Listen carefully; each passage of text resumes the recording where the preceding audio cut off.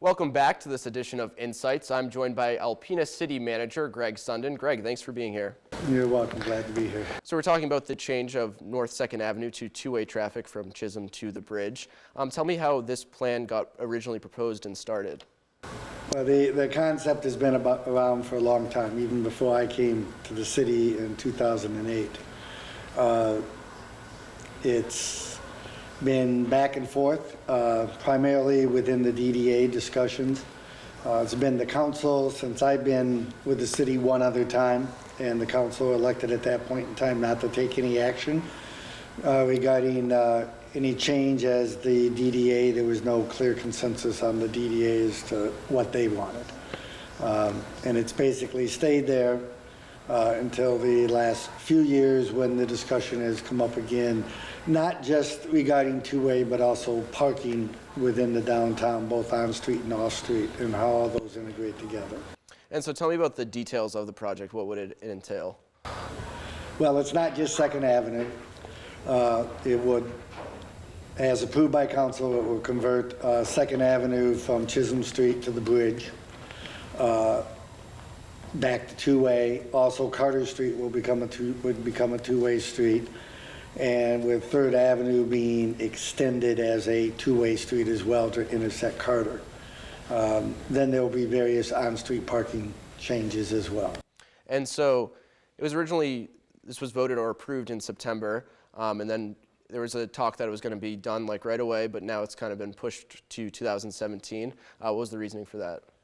It takes a number of players that you have to get aligned and coordinated to make this change, because we have to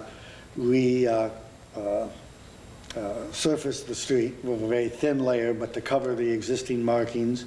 You have to remark those, you have to put in new signage, and above all, the traffic signal at Chisholm Street, and also the one at 2nd and River Street need to be redone. And the one on Chisholm Street requires work by MDOT. And so getting all these players, the contractors together and everybody, we simply couldn't do it in the time frame we had before we would be getting into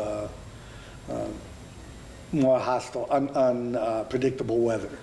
So it was decided by myself, I made the decision that we would postpone it until 2017. And so something of this extensive, a project like this, how long would that take to complete when it gets started? Probably 2 to 3 weeks. And it doesn't mean that there'll be a full closure of the streets for that time, but for some periods there will be, when they're resurfacing, remarking, things of this sort. The exact time frame of when we're going to do it is unknown. It will either be in the spring, before Memorial Day.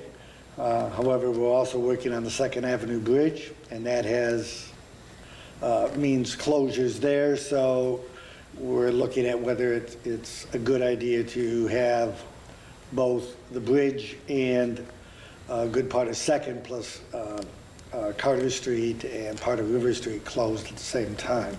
So we're looking at that. If it is not done, then we will not do it during the summer. During the high tourist season, we would wait then until after Labor Day like we had planned. So the big decision is whether or not to do it at the same time as you're also remodeling the bridge? That will be a consideration we will look at as staff, and then inform council and see what they think as well. And the city council approved this, so it's automatically going to happen in 2017, barring anything? Council has acted. They voted the majority to move ahead with the plan. So the directive is to myself as city manager, and the appropriate staffs are to do that. And we will, unless there is some change that, as of right now, I am not foreseeing. And then does the city work with MDOT or the county in order to get a project like this together? This would be strictly the city, other than at the intersection of Chisholm and 2nd, where the traffic signal needs to be adjusted a 4th head. It's only a 3-way head now. For the traffic signal, we'd have to have a 4th one installed, and also some markings on 2nd Avenue on the MDOT side would have to be done. We would probably do those markings, but everything has to be coordinated with MDOT. They would probably handle the light fixture or the traffic signal itself.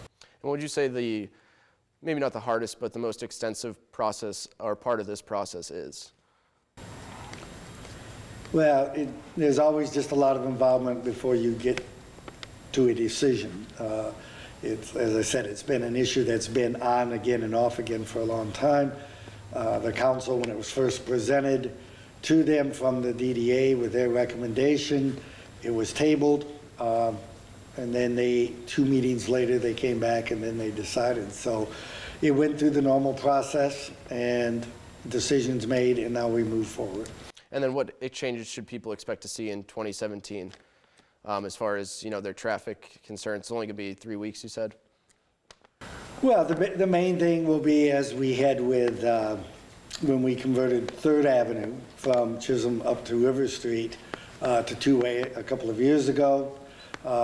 It's going to be a learning curve for people to get used to the fact that traffic patterns change.